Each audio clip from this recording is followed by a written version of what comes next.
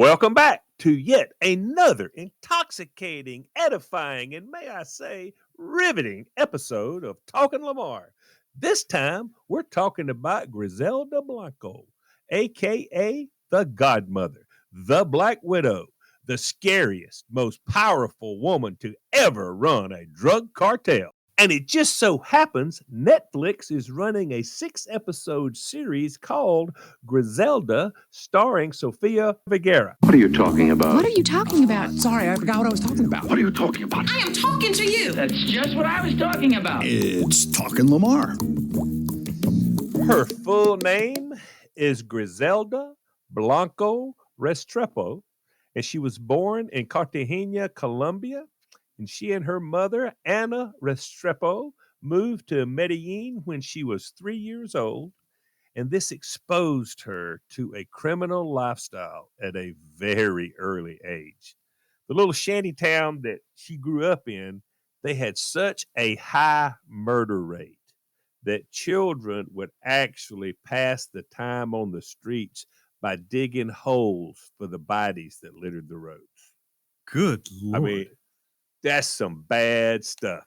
Now, when she was 11 years old, she went with a group of friends to a wealthy village close by, and they kidnapped a 10-year-old boy from a rich family.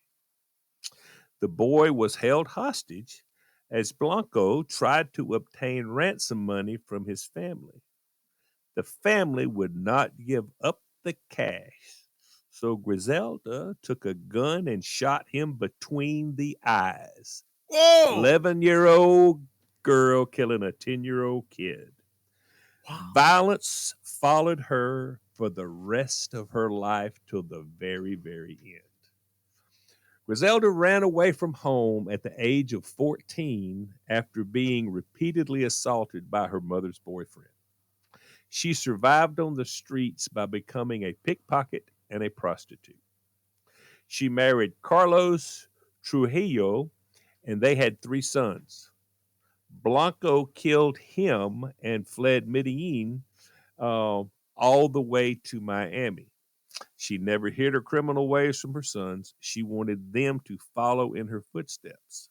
In the early 70s, she immigrated to Queens, New York with her second husband, Albert Bravo, a cocaine smuggler for the Medellin cartel.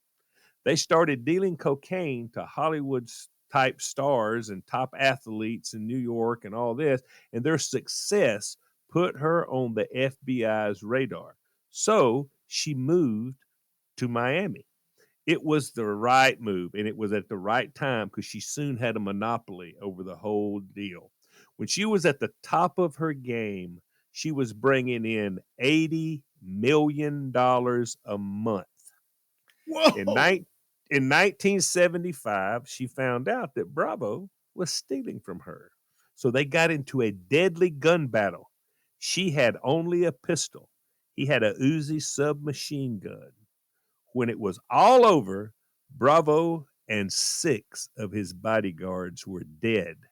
And Griselda Blanco walked away with a minor gunshot wound. This is a bad mama, I'm telling you. That is just amazing. By this time, she had 600 people on her payroll, and they were all loyal. She earned the nickname Godmother and Black Widow. When you're bringing, now think about this. They were bringing this in. When you're bringing in 3,400 pounds of cocaine into the United States every month, you've got to be creative to keep from getting caught. Griselda Blanco developed her own line of underwear with secret compartments to stuff the drugs into. She opened up her own manufacturing facility to make bras and girdles and all this stuff that would hold cocaine. That's how they got it here. Dang. Yeah. I mean, things were a lot easier, I'm sure, back then, but they were still checking for drugs, Yeah, they were. So, during that period, you bet they were. She used a lot of her contacts from prostitution to bring the stuff in. We're talking about the godmother of the drug trade. Now, her third husband, Dario Sepulveda, was the father of her youngest son.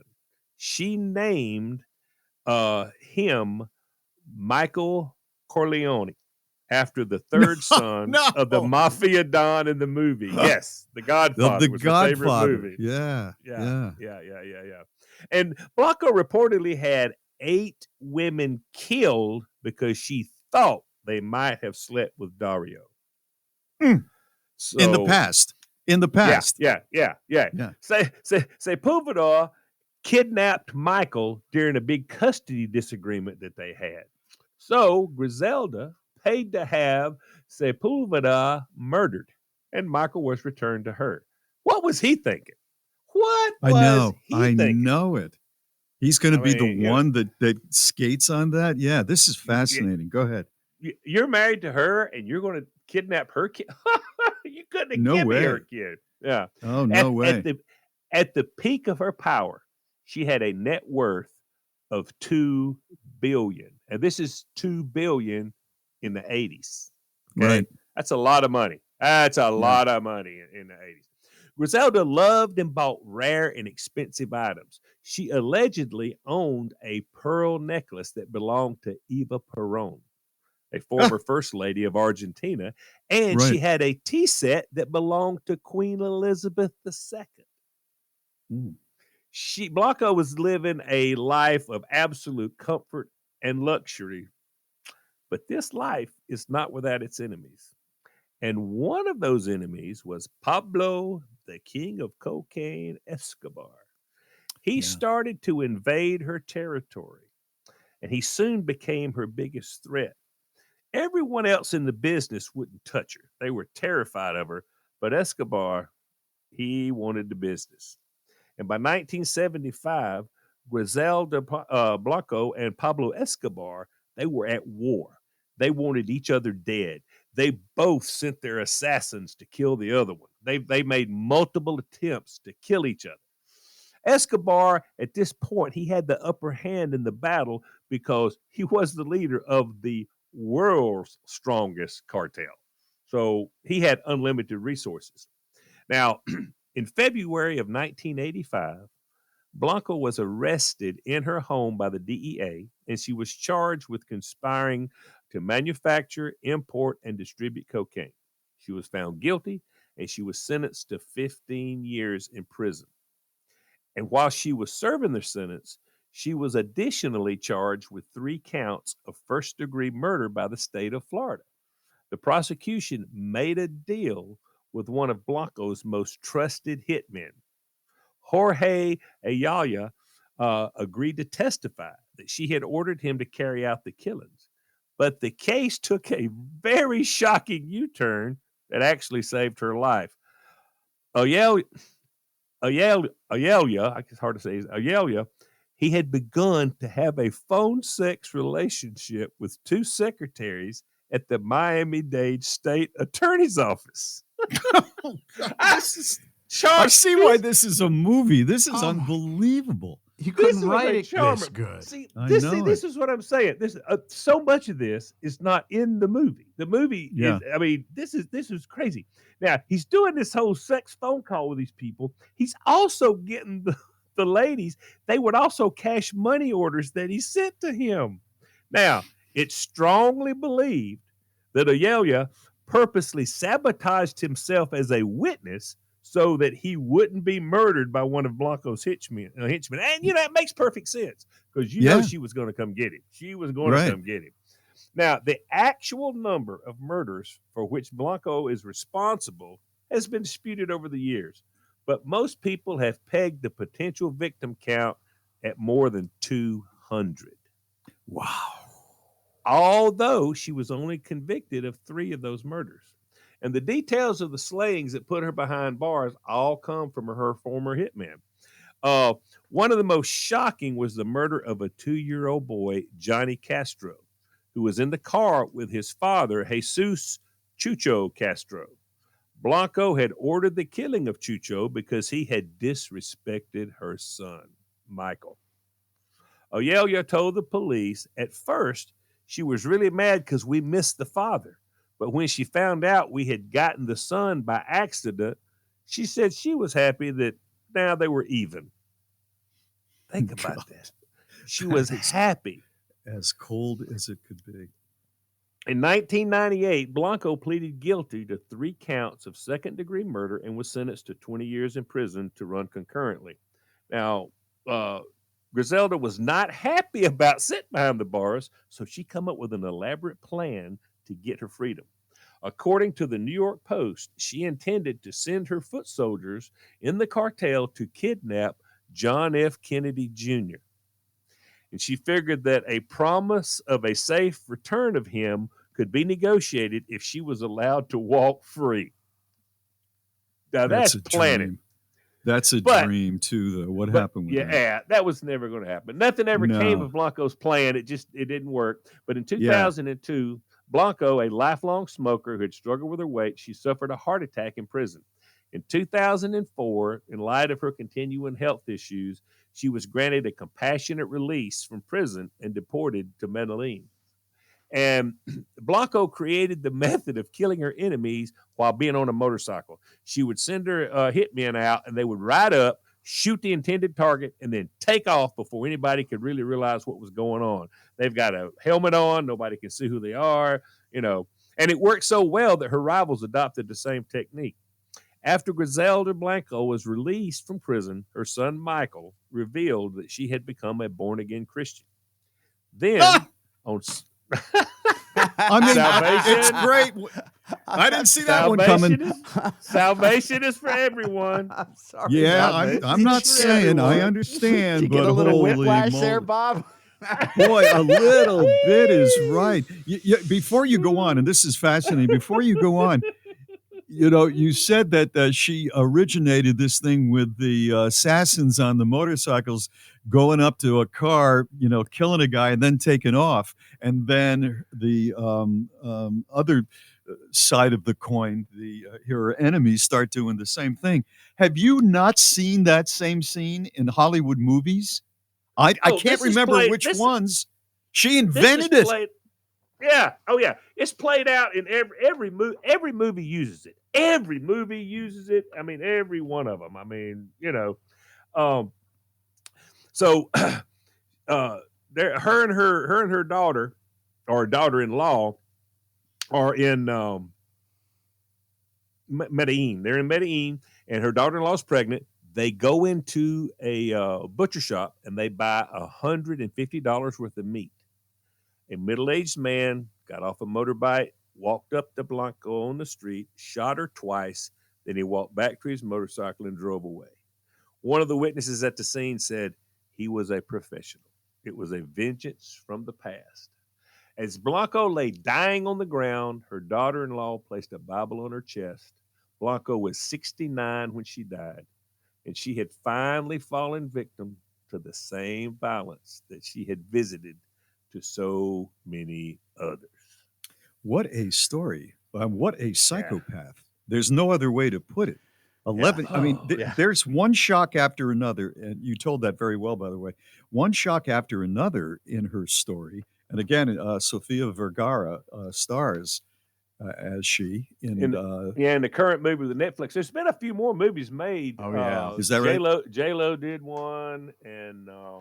J-Lo played her? Yeah. Do you know what I love is you take beautiful Hollywood actresses and you go, we've got to make her look like this woman. Sorry, we don't have any average looking actresses. We have to get a really pretty one to look like this. You're exactly right. You're exactly right. Seems wrong. But there's one shock after another with her life story. I didn't think I could be more shocked than being, the girl was 11 years old, and she shot a 10-year-old or something like that, murdered at the age of 11. She was raised in it. She was raised in it. But you got to remember her. You got to remember, she is going up against all of these macho, and in that society, in the Colombian and Hispanic, it's a big macho society.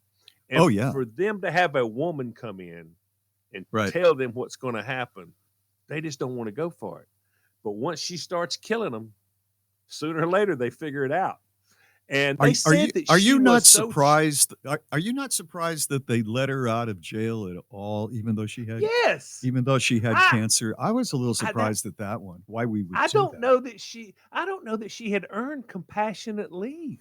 I mean, Yeah, what compassion did she ever show I know. anyone? I mean, I know. but they we said can't become them. We have to show compassion sometimes, you know. yeah, that's true. That's true.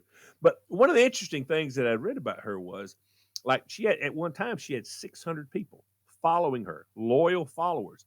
And they said that her personality, she could convince people. I mean, those people that were following her, they were the downtrodden. They were the people that Hmm. had nothing. And she promised Hmm. them that she would take care of them. She promised them that she would take care of their families. All she required was their loyalty. And she demonstrated it because she did. She took care of their families and she took care of all these people. And they followed her. And I got to tell you, Vergara's characterization of this, she is unbelievable on the Netflix show. I mean, and if I hadn't told you who it is and you didn't know and you turned it on, you would not think it was her.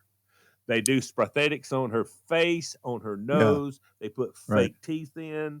Uh, she does a great job. This right here proves that she don't just do comedy. She can Right. do a lot of things because this was a big deal for her to do this. That's And I'm something. telling you, Yeah. it's not one you want to. If you've got Netflix, you really you don't want to miss it. You really Now don't. it's obviously very, very violent, though. Some people are sensitive to It's that. violent. The language is horrible. I mean, it's a tough thing to If watch. it's the people who did Narcos, I remember when I watched Narcos on Netflix, I had to take a break from it every once in a while. There was so much violence on it, and it's so dark, so dark. but it was based in fact. So yeah, things really were that violent. Yeah. Without giving it away completely, does the movie sort of end like her life sort of ended? No, it's not. They don't follow it like what I've just told you about her life. This is Yeah. facts from real stuff and whatever.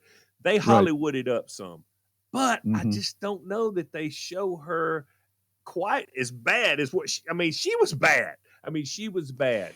But the story is the story. They may have thought that they had to make her a somewhat sympathetic character so people would indeed watch it. If she was just bad, people might not be interested. Yeah, but these days people love the true crime stuff so much and follow these killers and murderers of children and all, and they get big ratings. I think people, I don't know, I think people the have become series, though, hardened. what they do in the series is they show her as a mother of 3 kids, which she was. She's actually a mother of 4, but she was a mother of 3 kids, and it shows her, having to leave Medellin and coming over, and she's struggling and all this kind of stuff. And so you're like saying, well, I hope this works out for her because her kids and whatever. And then when she tries to do something, all the men are just horrible and whatever, and you get on her side. But now, as you watch this, and you sort of see her make that turn from kill them, got to kill them all. I mean, you start seeing that. It's like watching, like we've always said, when you watch The Sopranos, about every 5th or 6th episode, they have to do something to remind you he's a bad. He's a psychopath. He's a psychopath. Would you want to marry her? And the ceremony is till death do us part. Well, that's why she was called the Black Widow, because she killed all 3 husbands she had. I'll tell you what. If I'm the third one, I'm walking the line, baby. I'm walking the line. If I'm the 4th one, whatever side of the bed she wants to sleep on, you got it, honey. It's yours. Woo. Yeah. What can I get for? And I don't leave that seat up. I do not leave that seat up. Oh, never. Don't do that. It's not happening. All right. Well, that will wrap up another exciting episode. Thank you for spending some of your valuable time with us. We really hope you enjoyed it. I hope you'll come back for the next episode. Please do, because, I hate a quitter. See ya.